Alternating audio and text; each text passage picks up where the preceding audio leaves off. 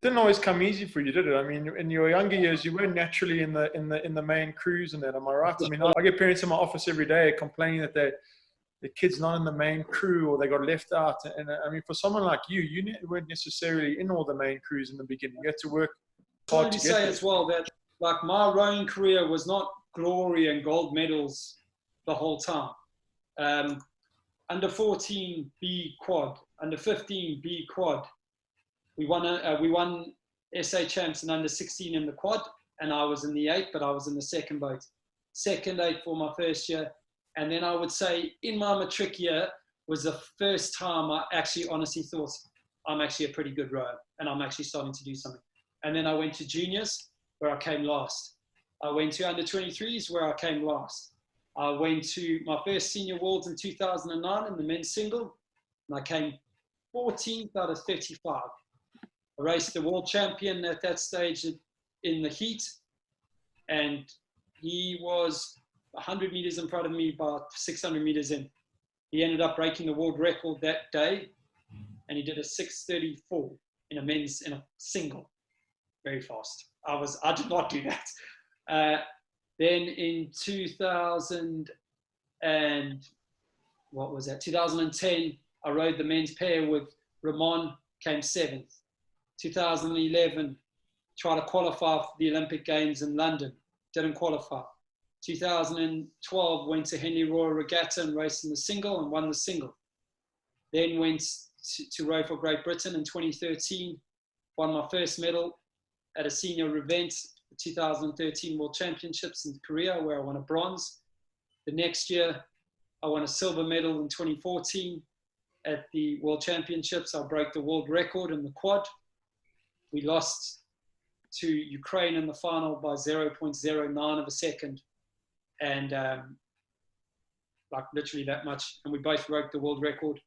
The next year we came 4th, but we qualified for the Olympic Games. In 2016 at the Olympic Games, I came 5th. However, my crewmate got injured, got sick at Rio and flew home. And we had to get a guy from Britain to come out and start training with us. So a crew that I've been training with for 4 years was shattered. And I started training for the biggest race of my life with a totally new crew 4 days before the biggest race of my life, where we came 5th. The crews that won the medals had been together for 8 years, 6 years, and 4 years. The crew that came 4th had been together for 4 years, and the crew that came 5th was Great Britain. I was in the boat, and we'd been together for 5 days. 2017, I raced the World Championships in America. We won the semi-final in the fastest time.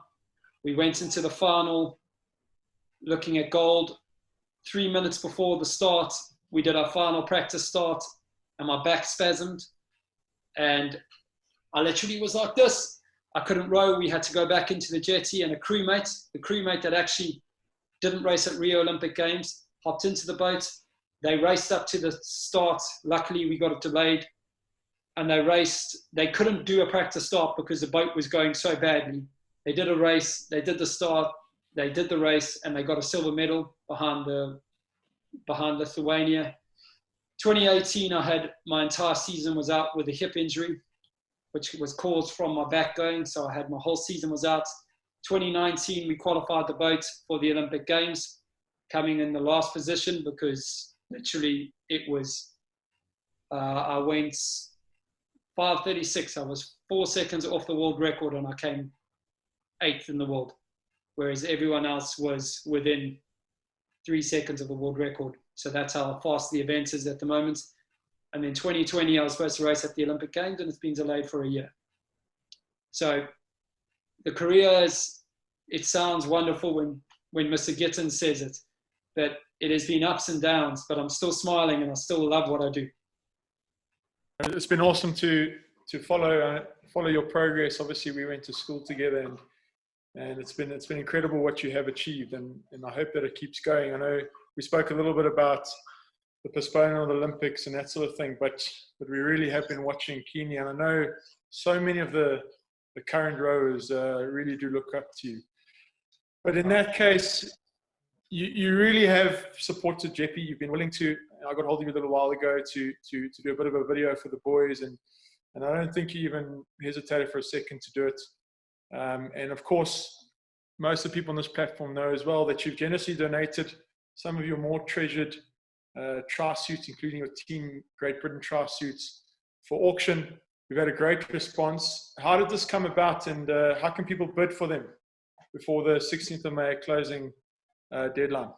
Yeah, no problem. I wanted to give back to Jeppe. I remember when I was at the school, I think I was one of the first senior team to be able to row with a training tri-suit. I remember we were allowed to train with a training tri-suit, but before that it was shorts and a shirt. And I used to always get my shorts caught to my runners. It was horrible. And they were white shorts as well. So I'd have black runner marks. It was horrific. So if I can give back tri-suits, and the fact that they're being auctioned off is really great. You can log on to www.jeppeboatsandblades.co.za, and you can just donate there. And please, just any donation will go a long way. Thank you very much for all of the donations already.